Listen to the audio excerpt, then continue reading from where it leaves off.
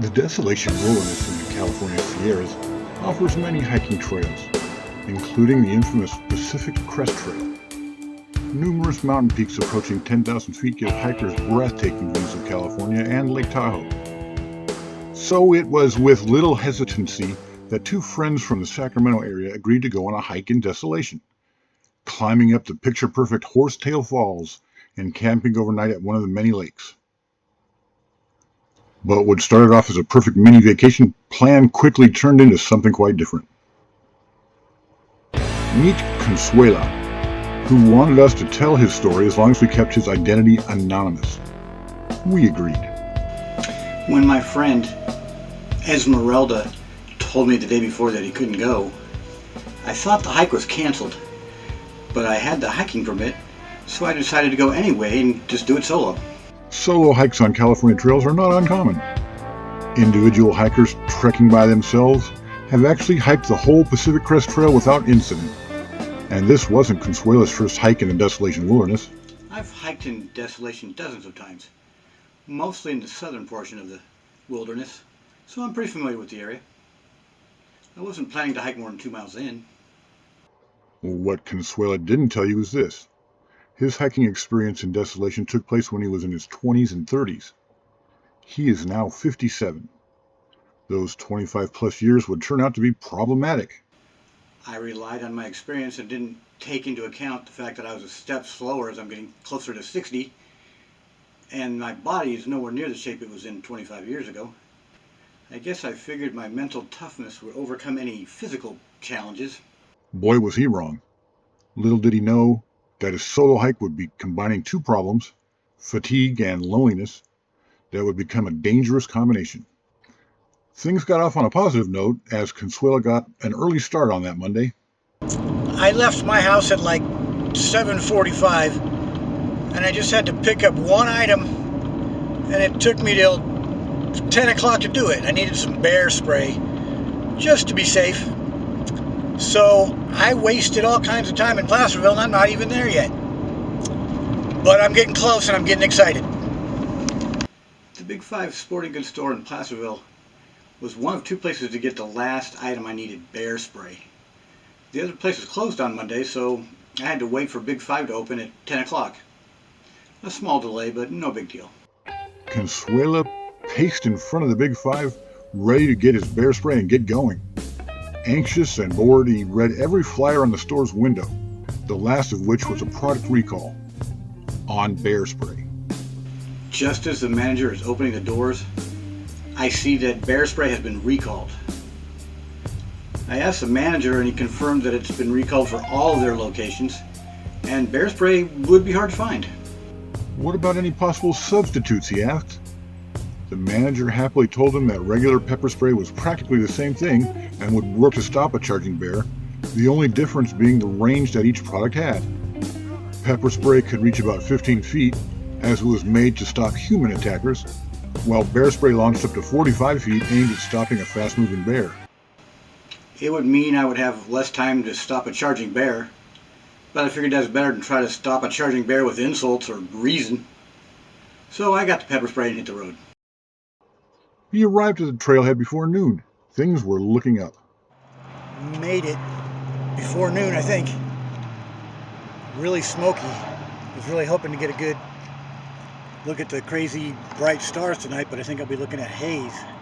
Anyway, I'm excited. I'm going to start hiking. Put that huge pack on my back and head up that way. The bear spray delay turned out to be the least of my problems. Within minutes, my 57-year-old out-of-shape body was screaming at me, and the weight of the backpack and the lack of oxygen at 7,000 feet. I've been hiking for 2 minutes and I'm exhausted. So, I've been hiking 5 or 6 minutes. You can still hear the cars from the freeway's right there. Hardly gone anywhere, and I'm in such good shape, I'm ready to start jogging.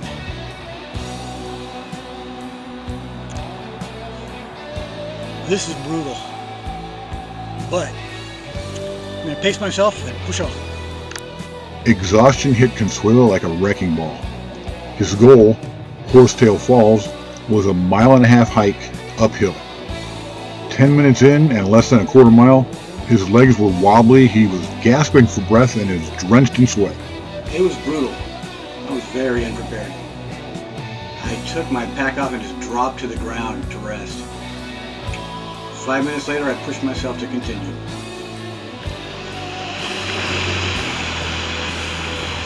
Look what I found. It's a massive river.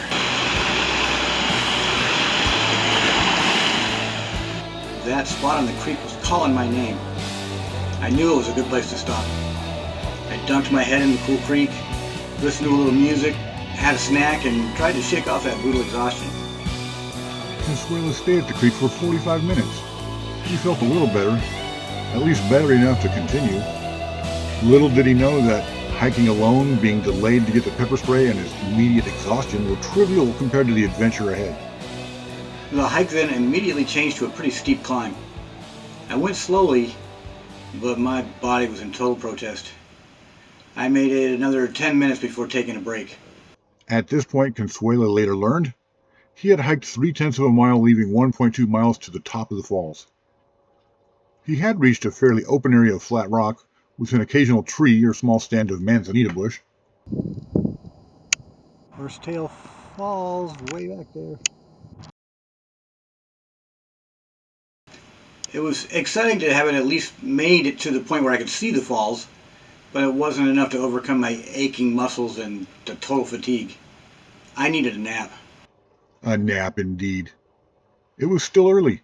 There was time to power nap as long as he needed, and still make it to the top.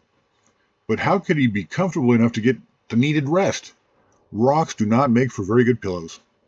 In my overtired state, I pulled my tent out and set it up, without realizing that putting it up there was pretty much eliminating any chance of me doing any more hiking. This was my spot until I packed it in the next day and went home. About 60 feet from his break spot, he found a spot with some shade and a little sand. Having unpacked a few things already, it was a bit of a chore moving everything to the shady spot.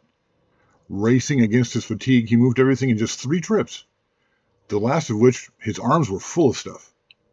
At the shady spot, he removed the rocks and twigs as best he could and proceeded to set the tent up. He even blew up his sleeping pad and unpacked his sleeping bag. But as tired as he was, a nap would elude him. It was about 90 degrees and my shady spot wasn't perfect, so I tried to get some rest.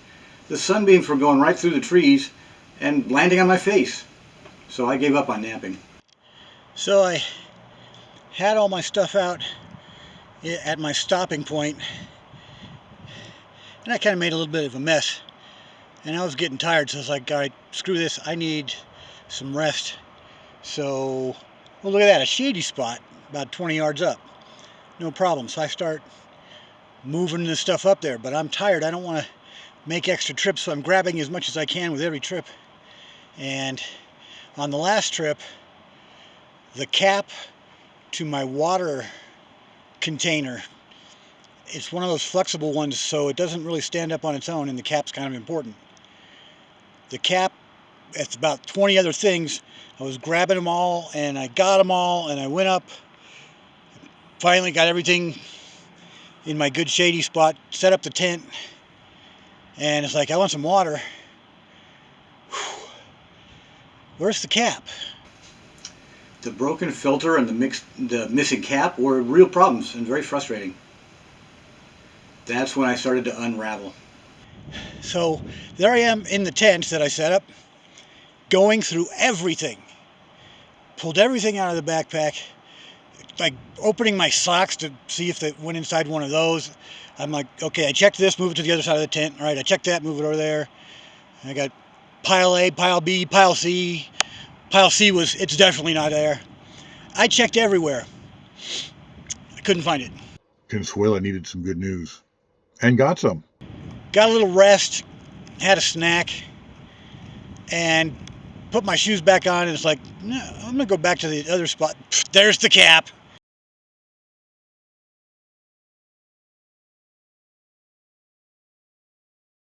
So I found it, and no more spilling of the water. The people over there are wondering who I'm talking to. You know what? Hi, how are you? Here's a little look.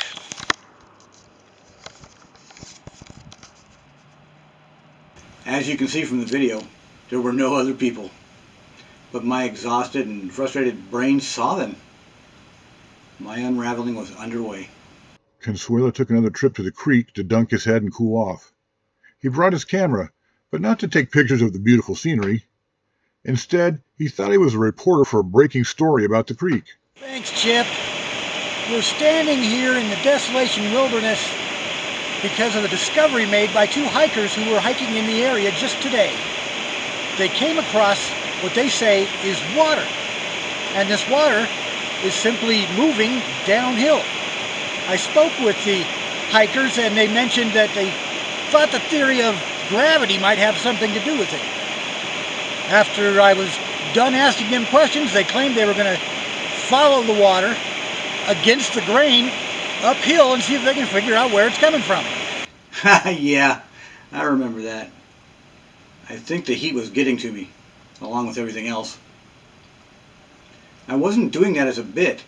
I really thought I was going to be on the news later. Oh, it gets worse. The report wasn't over, even though the hikers had moved on. In the meantime, since I'm here, I thought I would ask the water a couple questions. So, water. Why is it you travel downhill?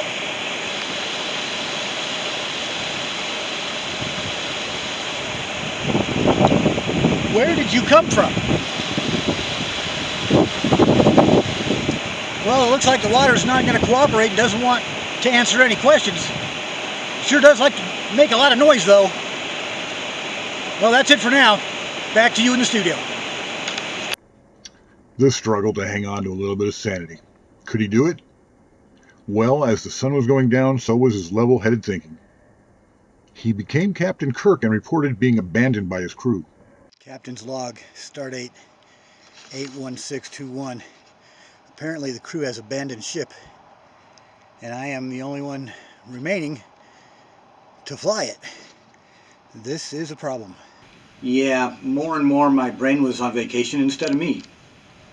I remember feeling proud that I had advanced to captain of a starship, and then feeling dejected knowing my crew had bailed on me.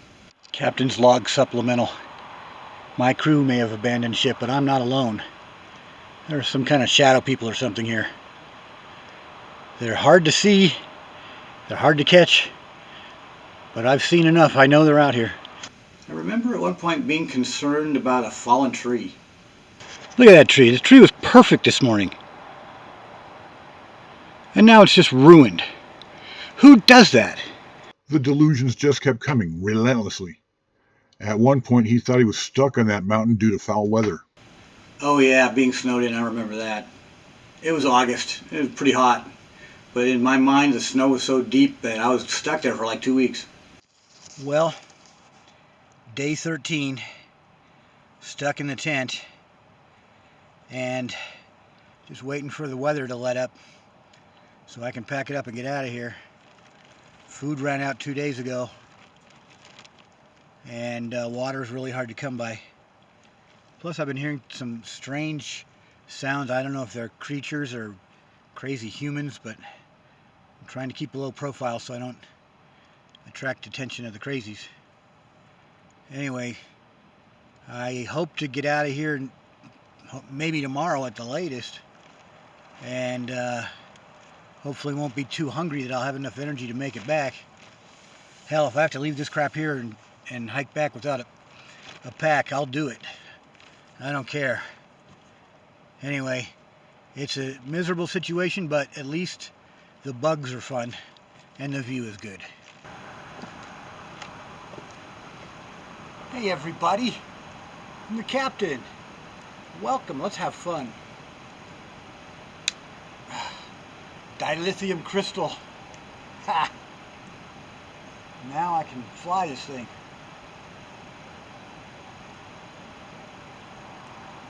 You know, it would be lonely, but I discovered the magic of invisible make-believe friends.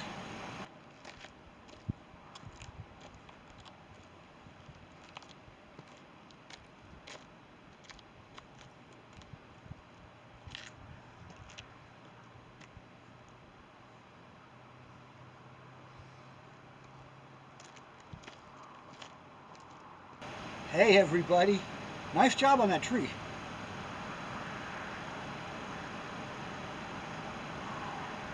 Wrong way, we're going in reverse. There we go. Now for my next trick, I'm going to try to go between the legs. I'm going to hit myself in the nards, right on the dot.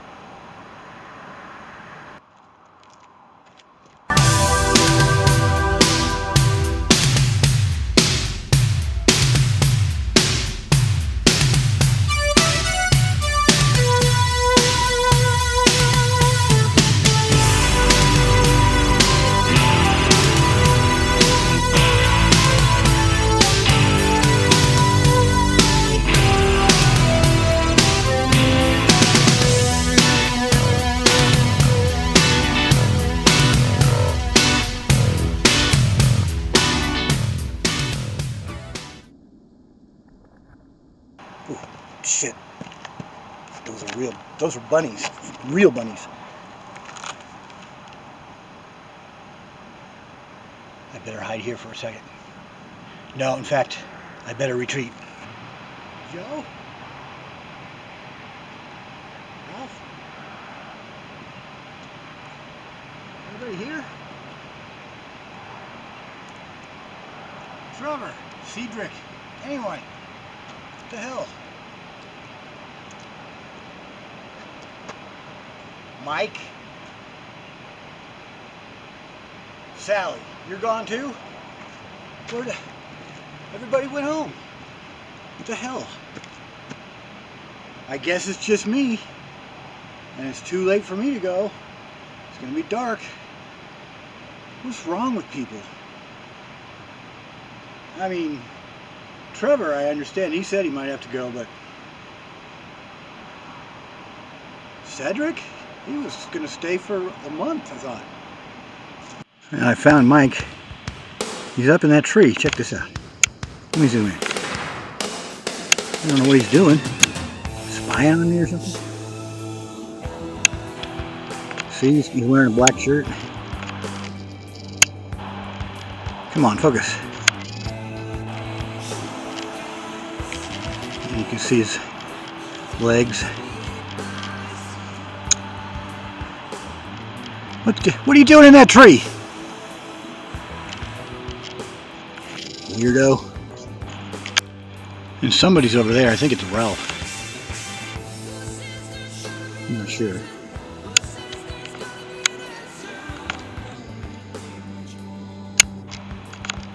Yeah, right there. Are you right there or there? Yeah, right there.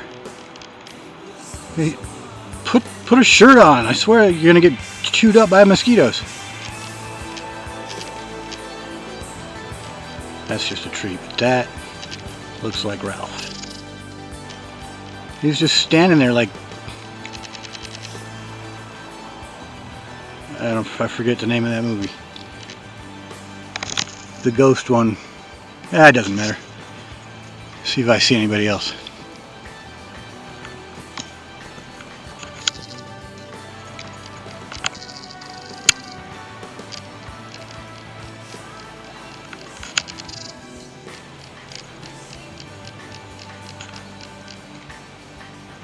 There's a couple people.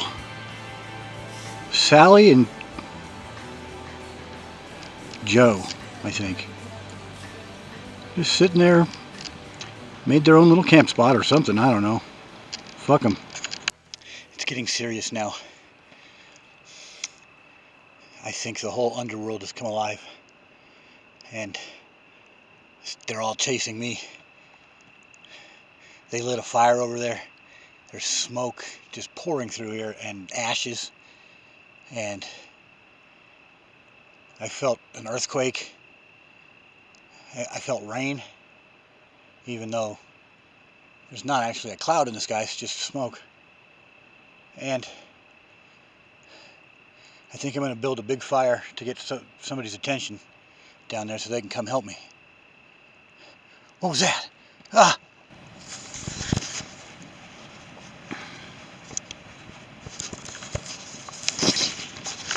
Well, it is for sure the stupidest idea ever. once this trip became just me, I should have never done it. I've got this song stuck in my head. Just shut it up already. And this little dream loop that keeps going, where I hear that shit, and then people describing the outcome of this trip. And since it's just me, the outcome has to be the same. If there were others here, there would be variables, and things could go one way or another, could change. Whatever, it doesn't even make sense. I don't even care. I'm sleeping on rocks. My back is killing me. I just woke up to incredible stars. I don't know what happened to all the smoke. I'm like, well, great, is the sun coming up soon? And I check the time and it's 1:21. I'm in fucking slow motion. I want the sun to come up. I want to eat breakfast and I'm going to get the fuck out of here. And based on how slow things are going, I'm tempted to do it right now. But I won't. I made it to morning and finally was getting good sleep. And then the sun had to come up. Look at that blue sky, wow. Alright, well, I'm going to go take a big shit right in the middle of that rock over there. No, just kidding.